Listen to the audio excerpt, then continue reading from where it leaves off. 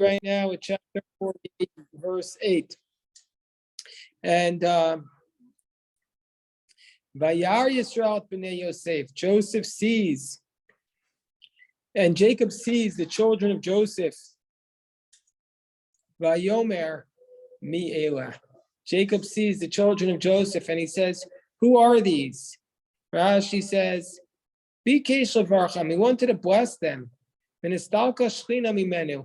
divine presence departed from him. Because in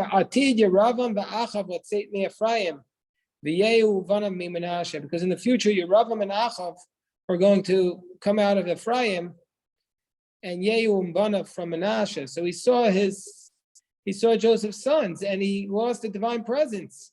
And he said, "Who are these?" He said, "Where did these come from? They're not fit to receive a blessing." Because the whole question doesn't make sense. Because who were Yaakov had just spent, Yosef and Yaakov had just, he had shown his children to Jacob, and now why is Jacob saying, "Who are these?" He knew his grandchildren. So when we were studying this morning, I said it to me. I imagined it was like the grandfather, the Zaidi, comes over from Poland, comes over from Vilna, and he's always been like very, very from Yid with the Polish accent, and he sees his grandchildren. They're Americans. Maybe they're Shomer Shabbos, maybe they're not, maybe they go to synagogue, maybe they don't. And he looks at them and he can't recognize them. And he says, "Who are these people? Who are these?" And let's look at Joseph's response. Vayomer Yosef el Aviv Banayim. Joseph says to his children, as Joseph says to his father, "These are my children. Asher nasali Elohim bazeh. God gave me them with this," which is a strange language that Rashi is going to tell it to us. Vayomer, and he says, "Kachem na elai vavarchem," and he says, "Take them from me, and I will bless them." By the way, we have hot cups. Do you know where they are? Oh, it's not too hot. Okay, fine. They're in the closet if you ever need. Okay, so he says, "Take them from me, and I will bless them." Kachem na elai vavarchem. Take them from me, and I will bless them. So basically, that's one of the most beautiful phrases to me. Jacob says, "I don't recognize the children of Joseph," and Joseph says, "They're my children." What does it mean by zeh? Heralo shtar irusin. Joseph showed him his shtar irusin, his document of marriage, meaning to say, Joseph showed Yaakov that he was married. He showed him, "Look, my wife, ushtar ksuba," and he showed he had a ksuba. That basically Joseph was saying to Jacob, "You think that these were just children I had without marrying, that this was just an Egyptian woman who I had on the side?" No, he shows him proof of marriage. Presumably, to me, it sounds like he's showing him look, my wife converted. He's saying my wife is Jewish. That's what he's showing them. That's what I think. Bikesh Yosef rachamim al davar. And Yosef prayed for mercy that his father would have Ruach HaKodesh, v'nachal of Ruach HaKodesh. And Jacob got the Ruach HaKodesh to bless his children. To me, it's just such a very real scene that so many times the grandfather's expectation going into the scene don't match the grandchildren, but in the end, he got the Ruach HaKodesh. You trying to say something, Dr. Shore? Yeah, this reminds me, call me Professor Shore, by the way. This reminds me of Lavan Garti, right? He says, I lived there, I did everything the right way. And here, he thought that he didn't do the right thing in Egypt. He did the right thing. These are my children. So, in love and Garti, the same as this. That's a beautiful point. That's a beautiful idea that Yaakov kept the mitzvahs. By the way, Professor Shore, can you settle a little dispute I was having with somebody on the way over here? Which is a more cerebral medical field, Anesthesiology or neurology? I would say anesthesia. Oh, you're so wrong. Forget it. Why? All you have to know is one little organ. We have to know all of them. Oh, I see. And we do procedures. Your wife's people are half DED. And there's nothing to do. Once they have a stroke, unfortunately, they declare themselves. Yeah, I'm muting you. Excuse me. You're being on mute. You don't know what you're talking about. Okay. All right. I'll give him my professorship. Right. Vayomar, and he said, Vayomar, and he said, Kachem na'elai v'avarachem. He said, bring them to me, if you please, and I will bless them. Zeu sha'amar HaKosov, this is what the verse says, V'anochi tirgalti le'Ephraim. And I led Ephraim, Kacham al-Zro Osaf. He took them upon his arms. Targalti ruchi b'Yakov. I let my spirit into Jacob, b'shvil Ephraim. I let my spirit into Jacob for the sake of Ephraim, until he took them upon his arms to bless them. Meaning to say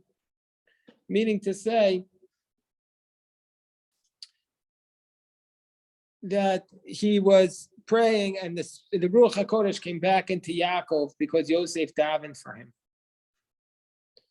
Wow. Verse 10.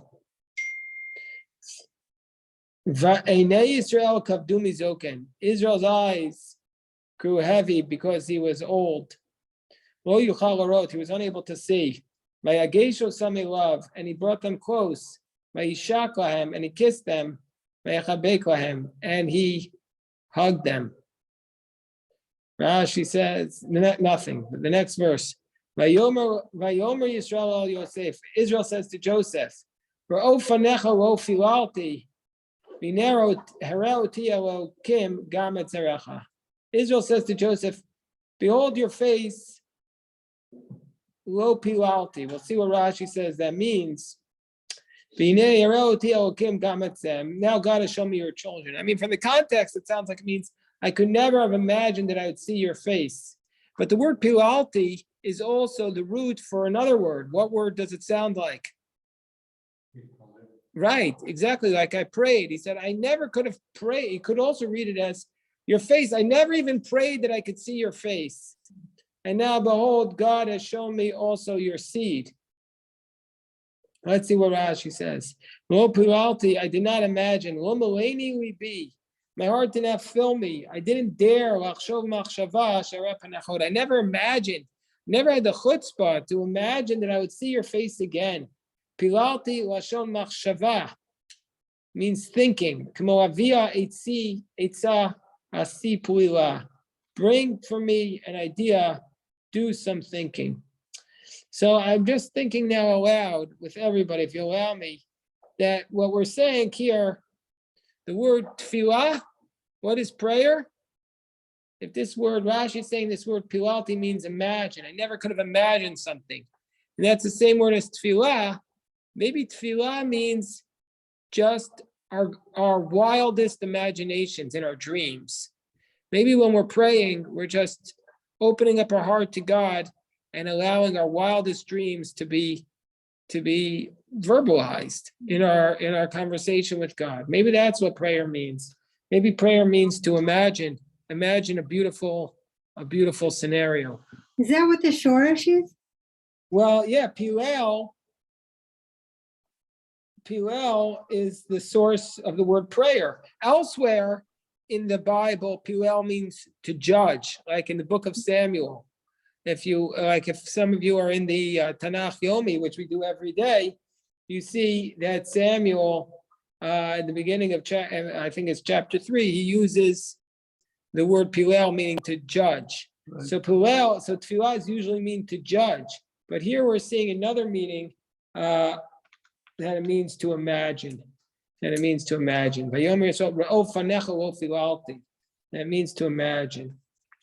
So, I mean, I'm sure a lot of people say that, but I've never actually seen that tefillah means to imagine.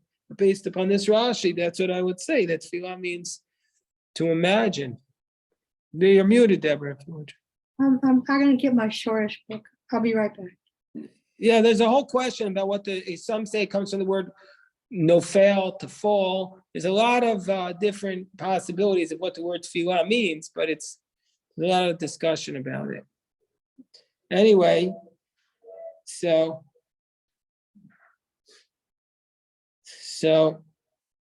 okay. Verse, Vayishtachu apav, and he bowed down. Kishachazar la'achorav milfnei aviv. When he left his father, here, Hugh, you can join us. Have some soup, Hugh. Have some soup. Thanks. There's some hot cups in the closet. So he says when he backed away from before his father, he bowed down. He bowed down. So what's the next word? V'hinei, verse 12. Vayotze Yosef otam me'im berkav, and Joseph removed them from his knees. Vayishtachu apav arza. Joseph removed them from his knees, and he bowed down to the ground. Vayishtachu apav arza. He bowed down to the ground. Okay, verse 13. Vayikach Yosef et shneim. Joseph takes his two children, Ephraim bimino, Ephraim in his right hand, Mismol Yisrael, from the left of Israel, et Menashe b'smolo, Menashe in its left hand, Miyamin Yisrael, from the right of Israel, Vayagesh alav, and he drew them close to him. So what's going on here? Rashi says, Haval akrat chavero, if you come to meet your friend, Yemino kineget smol chavero, your right is opposite your friend's left. Jacob was preparing the eldest, which was Menashe. He was preparing him to go to Jacob's right, so he could get the blessing from him. You had a question, Seth? No. Class. Seinfeld, by the way, says Yeah. that Joseph didn't bow to Yaakov. He was bowing to Hashem in preparation for the revelation of the blessing. He didn't say it was to Yaakov. Okay, very good correction. I don't know if that's right or wrong. It's just what his. So Rashi seems to say that the bowing down was an expression of respect rather than of worship. Like bowing, not, like let's say you bow is not as a sign of worship, but I guess Rabbi Steinsaltz has a different approach. Yeah, I mean, bow doesn't mean to worship. In fact, the commentaries like to say that Mordechai, why did he refuse to bow to Haman? It wasn't idolatry per se to bow down to somebody. It's just a lack of respect. I think a few years ago, one of the presidents bowed down to like a Saudi prince. They bowed People to got upset. Paro. I mean, he bowed to Paro even just in the previous march.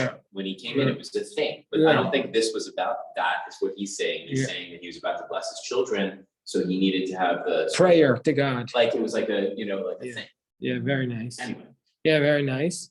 Verse 14, Vayishlach Yisrael et yamino, and Israel sent forth his right hand, Vayashet al Rosh Ephraim, and he, instead of putting it on Menashe, who was the eldest, he put it on Ephraim, who was the youngest. Huat Zair, he was the younger one. That Smolo, and his left hand on Rosh Menashe.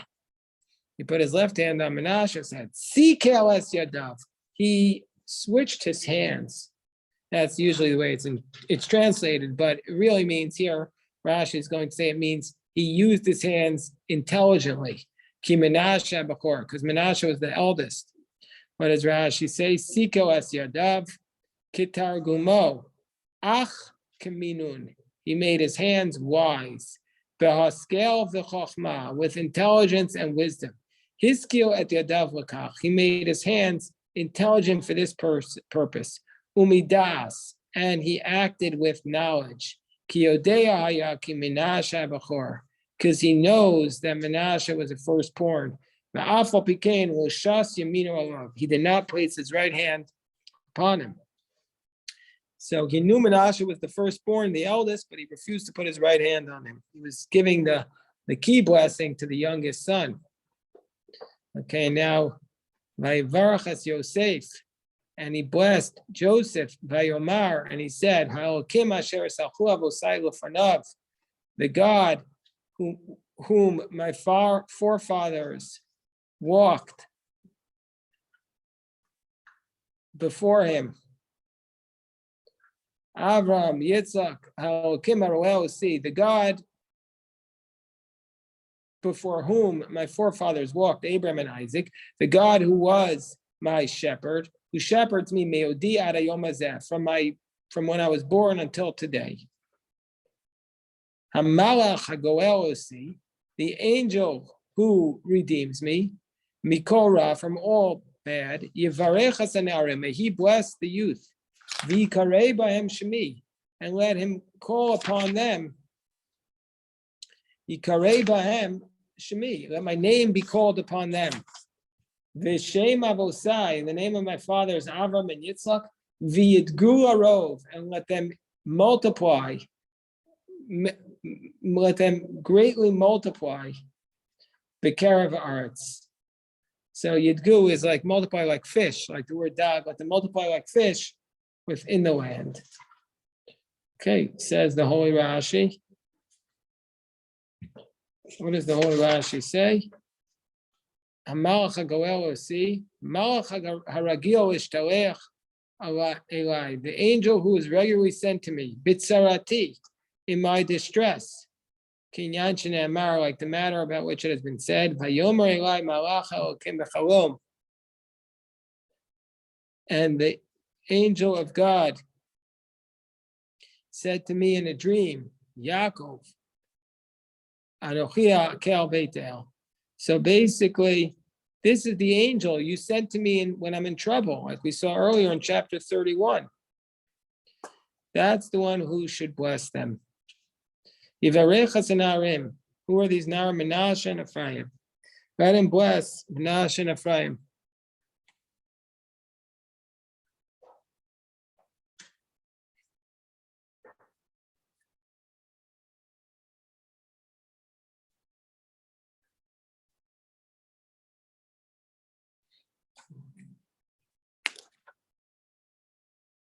V'yidgu, chapter 48. V'yidgu arov, they'll reproduce like fish.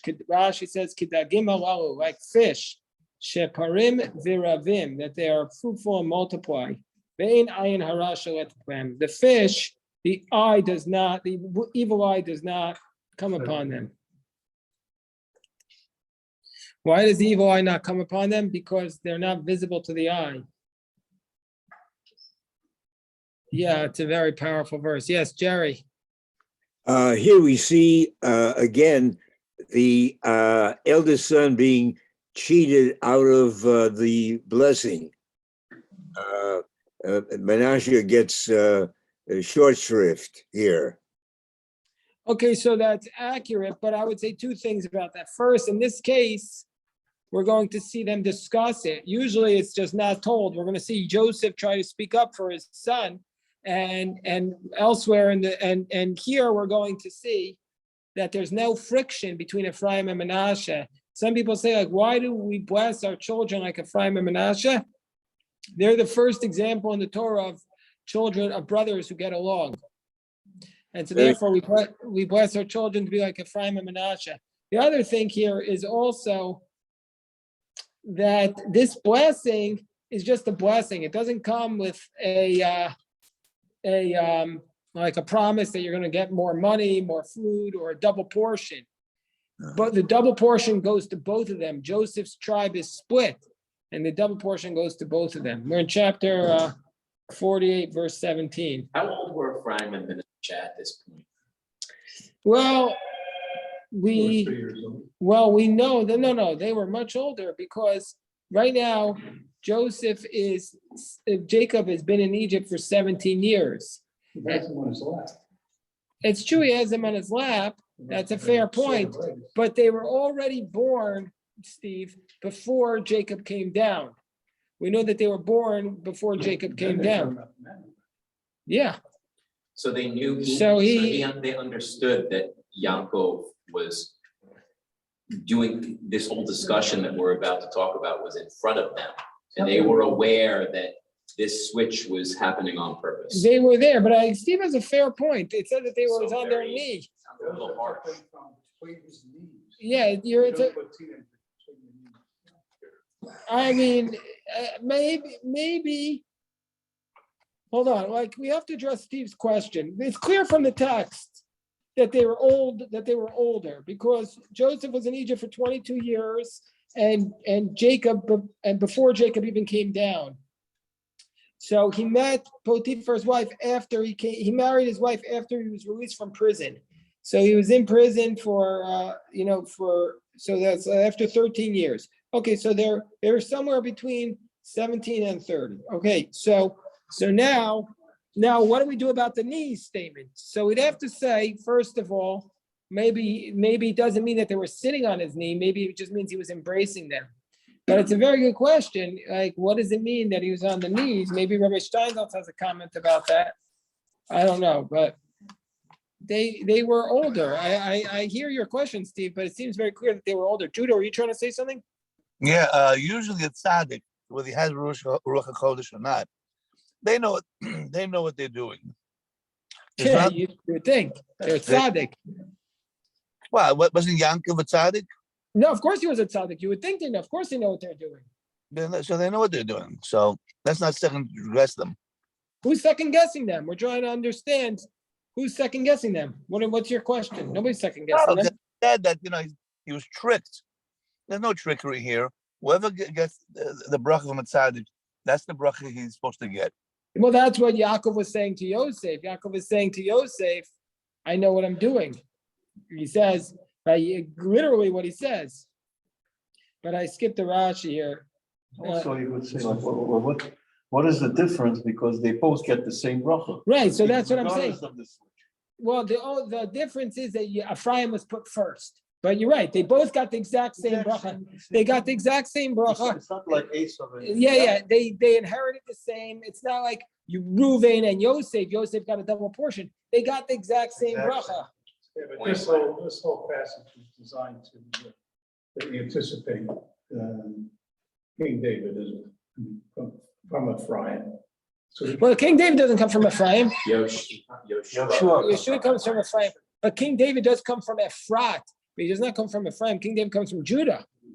So, but Yeshua comes from Ephraim. it's another instance. Yeah. That's why they said he was going to be greater, because Yoshua came from Ephraim. But the point is that Ephraim is the northern kingdom.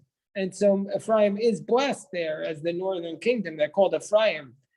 But yeah, I'm sorry. It's another instance of the Bible bringing up a theme that it had dealt with many times earlier, about displacing the younger, with the younger. But this is the only case where they actually get along. That's what the rabbi said. Is the only case where they get along. Okay, so yeah. No,